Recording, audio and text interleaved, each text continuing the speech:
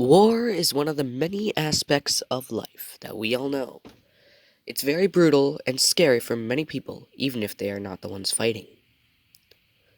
There are also a lot of things that they don't teach you in any class that would happen during wars. Many of these things are not taught because they are so heartbreaking, even if they did not play any major roles in the war, and it may also not be taught due to how ridiculous it is. Within the next few minutes, I'm going to be explaining two examples where this occurred. One of the examples is the World War II pet call in England. When I heard about this, it tore me apart because of how sad and devastating it was.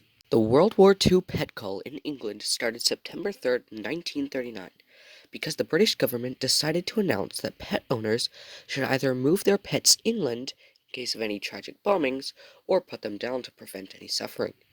This caused a lot of chaos and public outcry, but when the Blitzkrieg started in 1940, many people flocked to veterinary hospitals to have their pets euthanized, which basically means put down.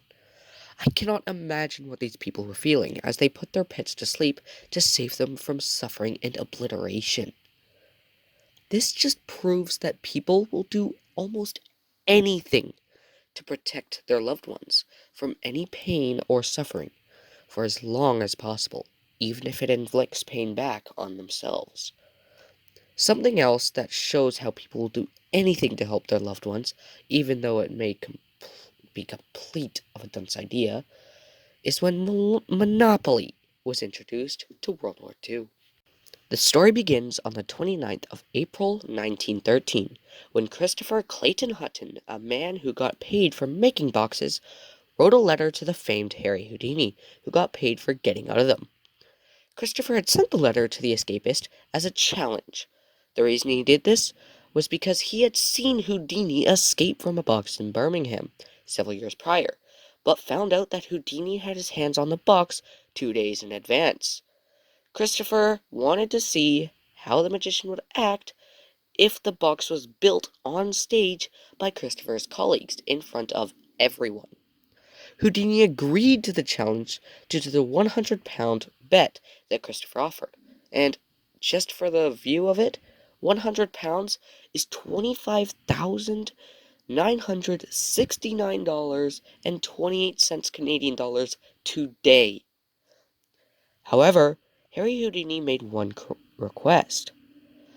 He had to show up at the lumberyard where Christopher worked and meet the carpenter in charge of building the box.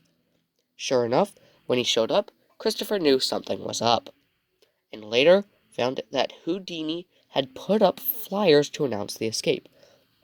Unfortunately for Christopher, Houdini was able to escape the box and collected the bet money. Eventually, Christopher found out that when Houdini met with the carpenter, Houdini had bribed him £3 to put the nails in such a specific way so that inside Houdini could easily open a panel and escape. And £3 back then was $779.15 Canadian dollars today. This was a very big life lesson for Christopher. When it comes to escape, every trick counts. He would later use this knowledge to aid him in World War II. The story continues in Poland, where Stanley Reginald Solly got drafted to be a gunner for the Royal Artillery in the 51st Highlanders. The 51st were forced to quickly surrender to the Germans shortly after landing at St. Valery in northern France in June 1940. Stanley claims that he never fired a shot, and the war for him lasted 5 years and 1 hour. St. Valery was the hour, the 5 years were yet to come. After a lengthy walk, all the lower ranks of the 51st Highlanders were put in Stalag XXB, which is a series of prisoner of war camps forming one giant one.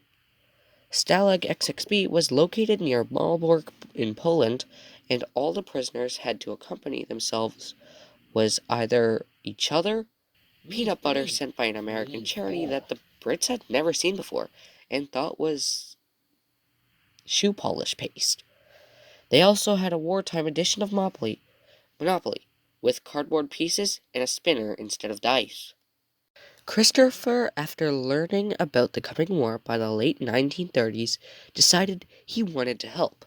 He tried many things, but due to his previous military service as a pilot, he was not accepted for the other roles he wanted to play in.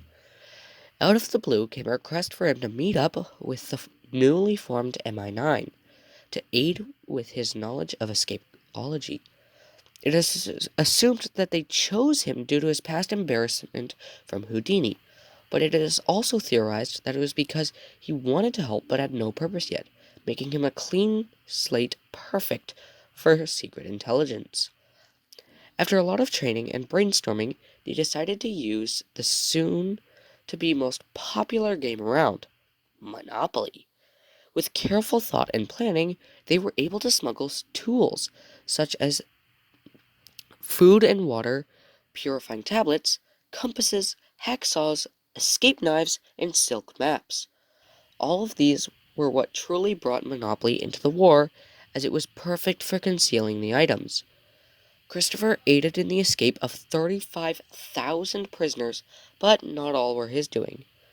It is assumed, though, that a lot of his intelligence and careful planning is what got most of those prisoners out, though. A Monopoly master, Phil Orbanes, who helped Christopher make the escape kits, later said, "It's such a shame. In the Imperial War Museum, you can see the display of materials.